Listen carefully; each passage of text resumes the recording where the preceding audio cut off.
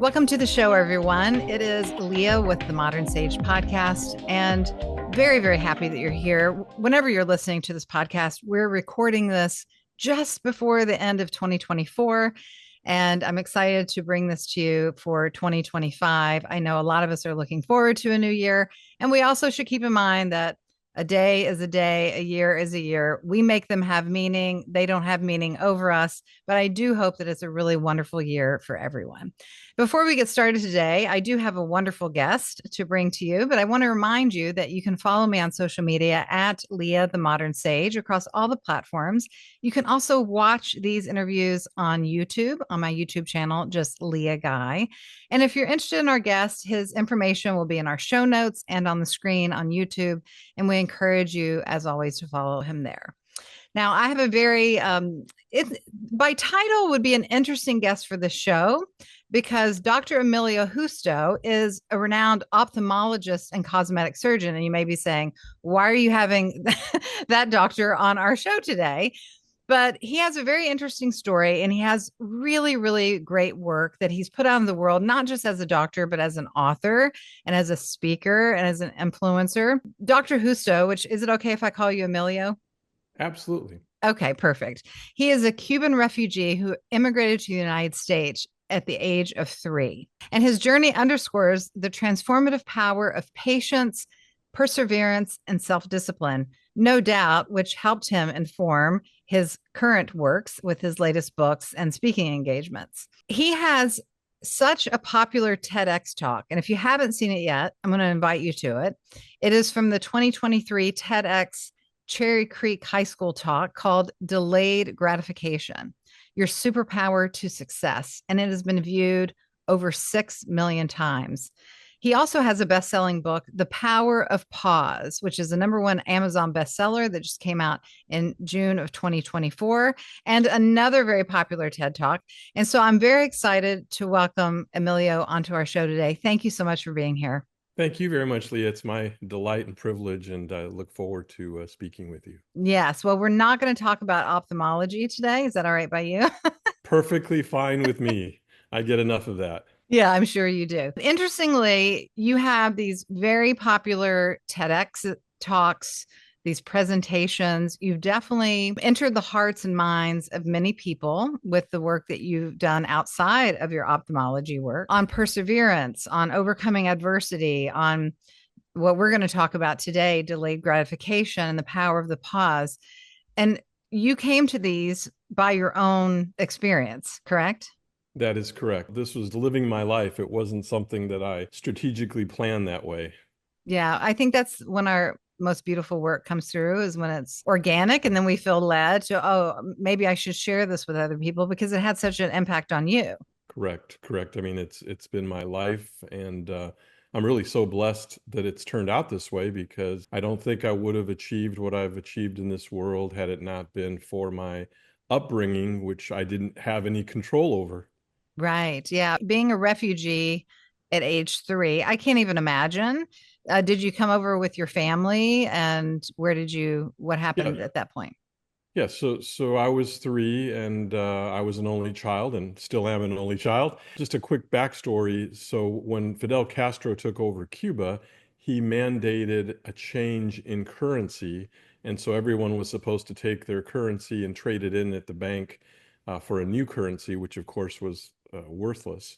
My father, who always distrusted Castro, buried his money in the backyard, and it was that money that he buried that he ended up using to purchase airline tickets through a Canadian diplomat that he befriended out of Cuba through Mexico.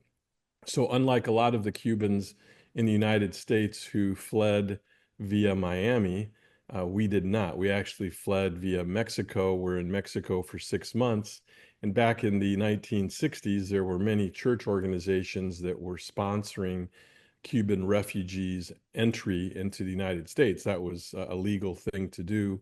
And so our church, the church that sponsored my parents and myself, settled us in Gary, Indiana. And you may recall, Leah, Gary, Indiana, the home of the Jackson Five. That's when they were getting their start when we landed there. And then my grandparents came over a few months later separately, and the church that sponsored them landed them in a small little college town called Tarkio, Missouri, in the northwest corner of Missouri, where I ended up actually doing the majority of my growing up through fifth grade with my grandparents. That's a whole nother story, but yeah, so that's how we got here, and the rest has been history. Wow. Well, I am familiar with Gary, Indiana, because I'm from Kentucky originally. So not just from the Jackson Five, but hearing the name over the course of my life too. So where did you choose after your lifelong moving around and so forth? Where did you choose to live and practice your work? Yeah, so as I said, I grew up in my high school years in Indiana, went to the University of Michigan for college and medical school, graduated medical school very early at the age of 23, then went to Washington, D.C., did my residency in ophthalmology and oculoplastic surgery, finished there at age of 27. And then, I was tired of the cold weather and the snow and the dreary days like behind me right now. And so I decided to move to Phoenix, Arizona, where I've been now. This is my 36th year in practice, believe it or not. And I just wanted the sunshine, the warmth, and the palm trees. It was all about that. Yeah. Well, that's a good choice. It's hot there, though. It's hot. Yeah, yes. It's No place hot. is perfect. No place is No place perfect. is perfect. Okay, so let's get into what we're talking about today, which is about the power and the lesson and the empowerment that can come from delayed gratification. Now, I know you did a very successful TED talk on this, and you've since written another book called The Power of the Pause.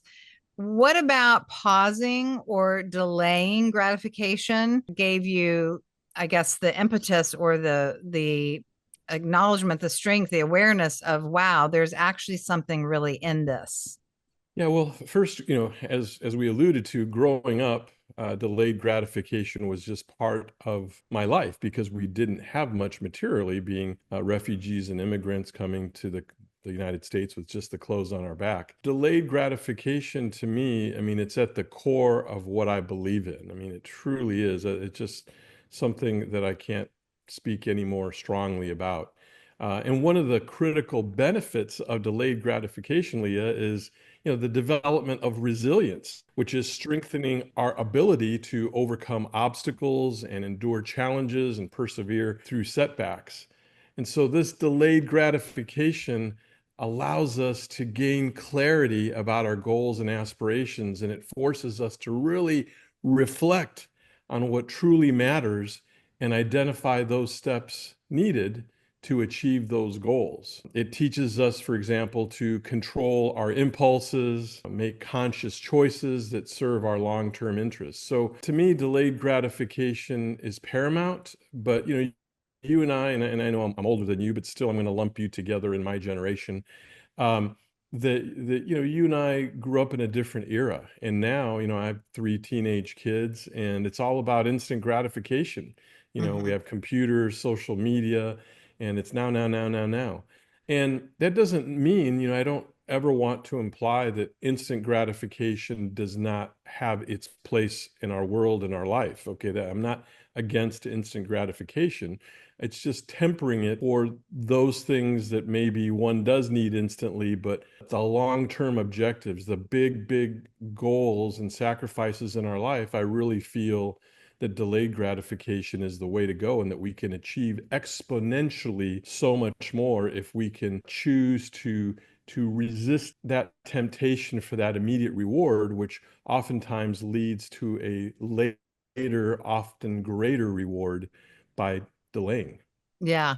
When I think of delayed gratification, I think of, as you mentioned, it helps us build resiliency, but I think of it helping us build capacity, the capacity to hold space for the unknown, the capacity for us to hold trust, the capacity for us to, learn our patience and so forth. I've been thinking a lot recently, and I know this isn't a new topic, but the power of boredom. I think boredom, in the similar kind of way, is one of our greatest teachers because it's in the boredom that we actually start to initiate, ideas, thought, actions, what have you. It's in the boredom that creates a vacuum for the universe to kind of, show us the way or give us new information. And yes, I agree that it's true with the technology and with the generations of late. But I'm curious, I guess I wasn't born then. I'm curious because I remember when I was young, before there were cell phones, I wanted what I wanted right then too. Whether it was something different, maybe, but before I got in touch with my creative side, before I got in touch with any inkling of patience or understood, how to temper herself and things like that, I think there's a tendency in us that once the dopamine hit, once the instant gratification, once the confirmation, do you think that that's true by and large, or do you make it all be kind of about technology in these later generations? Oh, no, no, no. I don't mean to imply that. I do agree with you that there is definitively a dopamine hit with the instant gratification. But when you were referencing boredom, for example, to me, what I think of with boredom is that delayed gratification, in my opinion, teaches us the art of patience, Yes. allowing us to wait for the right opportunities and thereby making hopefully thoughtful decisions which enable us to embrace the journey rather than the destination, right? To me, it's all about the journey Mm-hmm. because truly, I don't think we rarely, if ever, hit the destination. We think we have a destination in mind, and then kind of as we get closer and closer to it, all of a sudden that destination changes. So it's really about the journey. So even though, yes, we do like the dopamine hit, but I think if you look back to the whole evolutionary process, right, when we think back to the caveman era, that they didn't really typically have instant gratification, right? They had to hunt, for their food, for what they needed. And sometimes perhaps they would have to wait days before catching the prey that they were going to have for dinner. So Mm-hmm. I think from a DNA standpoint, we do have that delayed gratification in us, but now it's been muddied by that dopamine hit that we want everything instantly. Yeah, maybe their dopamine hit was different. Like, I just need a bit of wind, maybe if they had a bit of wind or a sip of water, maybe, so I agree with you across the board, except I did come up with an analogy or an example of where I would disagree. Cookie dough. I think that the cookie dough raw and getting it right when you want it is just as good, if not better, than waiting for the cookies to be baked. But that's just my opinion. I don't know.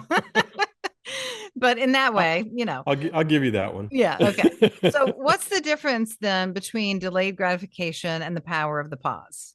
Oh, no, I think they're one and the same. Like, for Yeah. example, in the book that you were referencing, the title is The Power of Pause, Mastering Delayed Gratification for Success. So the pause is patience. Hmm. It's delaying that gratification. I think patience is key, and it's not talked about enough in everything that we do in life. If we're just patient, if we're patient to think through an obstacle, a challenge that we're facing, if we're patient when someone says something to us and we want to instantly react, which sometimes burns us, right? Because we get emotional, we want to react, we disagree.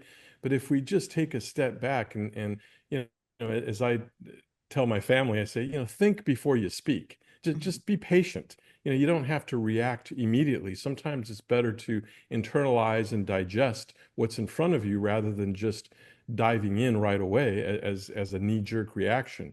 So I think patience and the power of pause and delayed gratification, they all are in sync. They're all synchronous with each other. Yeah. I agree. When I think of the pause, the power of pause and pausing, you mentioned in communication, which is an excellent example of when we can do that. But for me, the pause, yes, it's about patience, but there's so much more power there in a pause. I'm saying a lot of P's now. I'm catching myself, the power, the pause, the patience. But there's the opportunity to claim oneself, take responsibility for self, to have self agency, to feel more embodied, more present, more in control of the moment, rather than just being reactive, which I think a lot of people are just by and large. When we're reactive, we're at our weakest.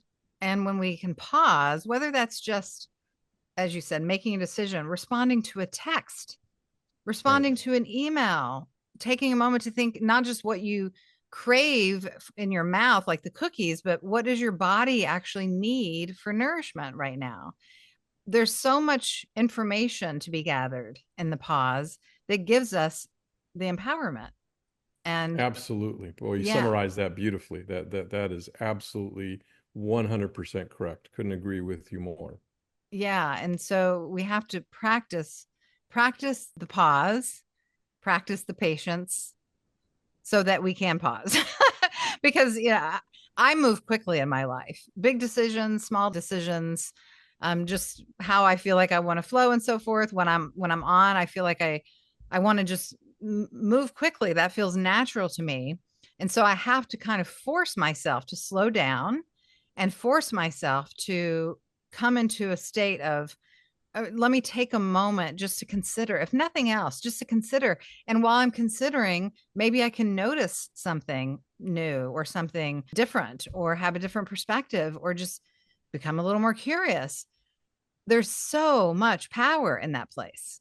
Absolutely, absolutely. And one of my favorite quotes, and it's from my first TEDx, but it's by delaying instant gratification, we become the masters of our desires rather than the slaves to our impulses, right? When you think about it. And again, that reflects on the whole patience and the exact example that you were just giving, that Mhm. by pausing and thinking it through and internalizing and running it through your mind and even if it's what's another simple example, right? And we've all done this where we go to a store and we find something that we absolutely love and it's super expensive and we want to buy it right then and there, right?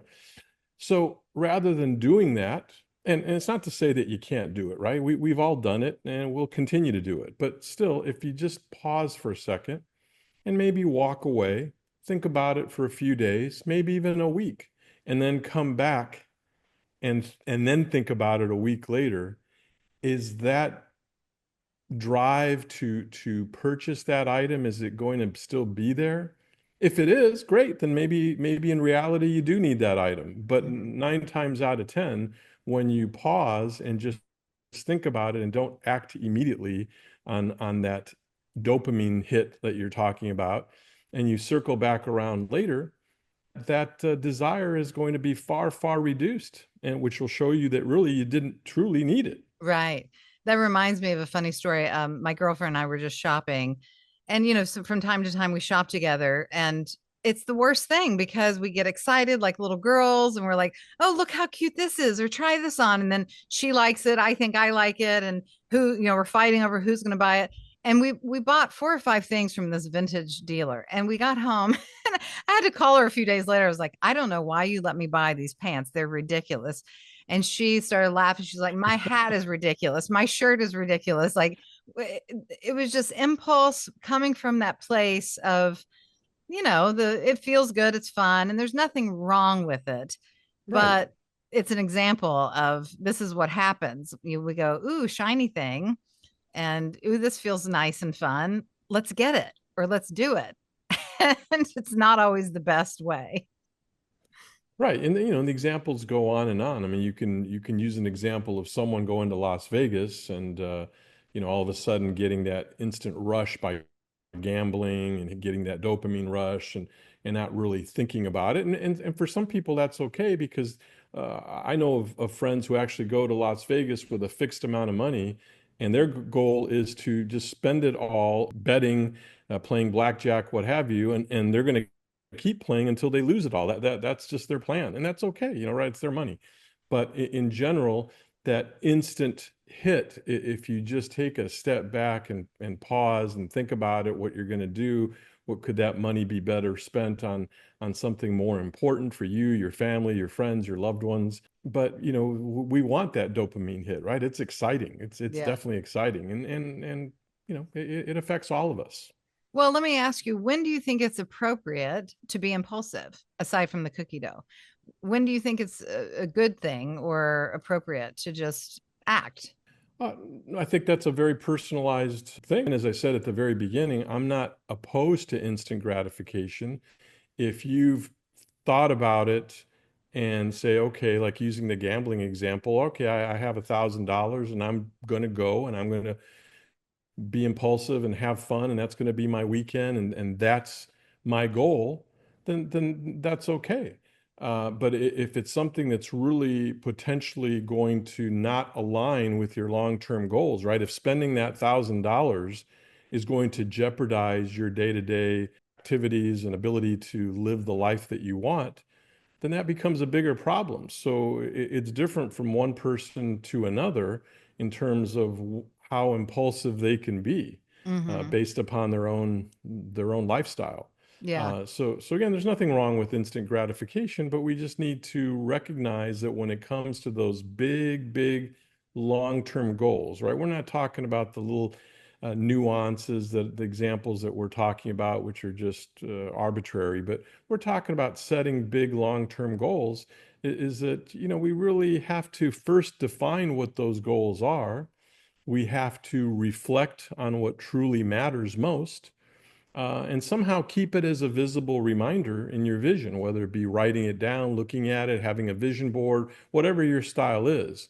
Then secondly, I would suggest, creating a structured plan over time to achieve those goals. And that plan can be broken down into smaller, more manageable chunks. And Mm-hmm. then as you go along, I believe you should chart your progress regularly to see how you're doing. And then as you hit every one of those small targets along the way, you should be able to just celebrate, celebrate that small win, because that celebration is then going to give you positive energy and feedback to get to the next level, and then the next level, and so on and so forth. And then finally, that third part of it, in my opinion, is to practice what I call mindful decision making. So when you're faced, going back to the examples we've talked about, when you're faced with choices that involve those immediate rewards, but it could hinder your progress towards that long-term goal, that's the time that I believe we should pause, that pause and patience, and consider the consequences. And that's the time to embrace that self-discipline to make sure that your actions align with your long-term vision. Yeah. So I hear you and I agree by and large. And I know that we've used examples that are arbitrary and financial examples and things like that.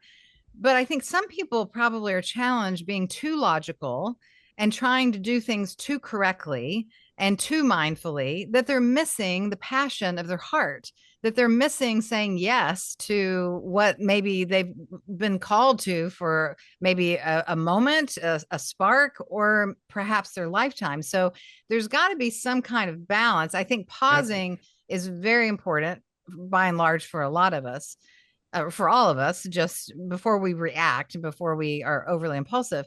But there's got to be that balance of also not delaying our lives, not becoming overthinkers, not acting out of fear and using, let me just think about it a little bit more, chart my graph more clearly before I take action, because a lot of that can just be distraction and fear based behavior as well. Couldn't agree with you more. Yes. So again, the things we're talking about here, these are not black and white rules, Yeah. right? These are just generalities in terms of living a productive, goal-oriented life. Yeah. But part of that passion that you're talking about is what I talked about actually in my second TEDx talk, which is on the positive connotation of obsession, right? Mm-hmm. So obsession is part of my, it used to be what I called my Cuban triad, which I spoke about at Cambridge University. It's about self-discipline, patience and perseverance, and then delayed gratification. But now I've actually added my fourth component, which is obsession, Mm. unleashing the drive within, the obsession advantage advantage to unprecedented success, which I hardly believe in as well. And that is having that passion for your goals, that you have to be passionate about your goals, that obsession is not a bad word. It's not a four-letter word. It's something that each one of us should have in our hearts to achieve. Mm-hmm. Yeah. It reminds me of that. There's a quote that says something like, if it doesn't leave your mind, or if you find yourself rethinking about it, that perhaps it's not meant to be gone. Or that's a very clunky quote, but it's the same kind of thing, is that our bodies and our hearts will tell us what to stay focused on, what to stay connected to when we pay attention to that. We use that term now loosely, like, oh, I'm so obsessed, or I'm obsessed, or I have OCD, or we've really kind of made these terms inaccurate in their nature in a way. But in another way, I like it because they've become accessible to all of us. Where am I obsessed? Where can I not say yes that I have to? It doesn't mean we have to do it impulsively and stupidly and harm ourselves or our bank accounts or our families. But I think those things, right, they're meant to drive us forward. Absolutely. Absolutely. An obsession to me is an unwavering commitment, and it should be a driving force that propels us to our goals. So Mm. that obsession in and of itself is a source of perseverance, resilience, self-discipline, determination. The list goes on. And I think having obsession in our lives is truly a good thing. So what are you obsessed about? I'm obsessed, well, about so many different things, but the few that come to mind right now is, of course, I'm obsessed in my practice and the medical things and surgical things that I do. I'm obsessed with my family, and hence the reason why I'm in Los Angeles, because our son just had a major surgery at Cedars-Sinai, and my wife and I are here helping him recuperate. And I'm obsessed about trying to achieve so many things that, frankly, I've kind of put off because I was so, Leah, because I was so obsessed for 35 plus years in just my medical practice, that I kind of put off other things, like, for example, the TEDx talks, the writing the book, the public speaking. So now, although I'm still practicing full time, I'm really trying to let that inner drive, that obsession, come out in other ways. So that's kind of where my life is at right now, and trying to leave a legacy to my family and our children. Mm-hmm. Yeah, that's great. I think it's a really great question. And a few podcasts ago, I've referenced this several times, but just encouraging people, say yes more in their lives and not so many no's. And Right. to say yes, we kind of have to know what we are obsessed about. What is the drive? What is the passion, the calling? And so many of us don't know what our passions are anymore. We've become so disconnected to that, to even feeling that, because of fear, because of insecurities, because of hurt and pain in the past and so forth. So I think this is a really great place to focus. It's kind of the polarity of the same conversation as knowing when to use the obsession to drive us forward, and also knowing when to pause when we want to be reactive instead of mindful and conscious. Yes. um, and continuing to ride that wave, because it's always a wave, isn't it? It's a wave. Absolutely, absolutely, and I think you summarized it beautifully. It's a delicate balance of both having that obsession and that obsessive drive in a positive way, but also being able to pause and have patience when it's required. And there's a delicate balance there, and I think it can be achieved for the most part. None of us are perfect. And again, I don't like to preach in terms of black and white. I mean, I think there's always a blend, and each one of us is our own unique human being. So what's right for you may not be right for me, and vice versa. But I think being cognizant of all those variables going on and trying to act accordingly, I think is a good thing. Yeah, I can hear someone's question right now, though, saying, well, how do I know if it's an obsession or a reaction? How do I know if I'm looking for a dopamine hit or actually following the passion within me? Yeah, but I think obsession has to do with a passion towards a goal. In my view, it's a passion towards a long-term goal. A reaction is just instant, fixation, just an instant act that's not really based on a long-term goal, in Yeah. my view. Obsession is a motivator. It's a powerful motivator that instills a deep sense of purpose and commitment. Mm-hmm.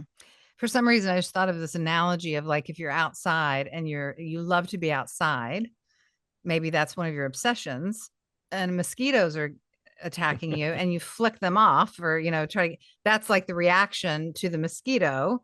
Whereas how can we solve the problem more mindfully of maybe wearing a large hat or the mosquito sprays or what have you, so that we can follow our obsession, and now we're on the same page with everything, right? We're pausing, we're taking action, we're not just reacting, and I don't know if that's a good example or not, but it came to my mind. Yeah. We'll take it. We'll take it. Not Something like bad. that. Not bad. Because I know mosquitoes love me. So, Oh, do um, they? so, and I don't love them. Yeah. Well, we react to those things so many times, but even that, like if we pause and think about what's a better solution or what's a right action, and not just continuing to react to things. Absolutely. If we just pause, ponder, again, as I said earlier, just internally digest things and not just have these knee-jerk reactions that we're all inclined to have, right? I mean, I'm no exception. And I've had those knee-jerk reactions and I've been, saddened that I've reacted that way on more than one occasion. So I think just stopping for a moment, thinking about things, catching your breath, being patient, and then thoughtfully doing whatever you need to do in Yeah. the situation. Maybe even just taking a breath and counting to 3 or something like that. It will help, especially if you are feeling reactive emotionally in communication, or some relationship issue or something like that. Just that's going to be my mantra. Well, Emilio, I'm so glad that you joined us today on the Modern Sage. I think you had some very sage and important advice for us today to remind us the power of the pause, and also to remind us that obsession is not always a negative thing, and for us to consider in this new year for ourselves of how we go about our lives, how we mindfully or maybe not so mindfully move through our days and our moments, and we can always make different choices for ourselves. So I thank you very much. Thank you, Leah. It's been a privilege and a pleasure, and blessings to you for the new year. Thank you. You too. And for any listener who's interested in Emilio's work, you can find his links and his information in our show notes. And you can also just look up his name and TED Talk, and you will find it right there on YouTube. We thank you for listening, for joining us today. I'll see you real soon on the Modern Sage podcast. And until then, take real good care of yourself.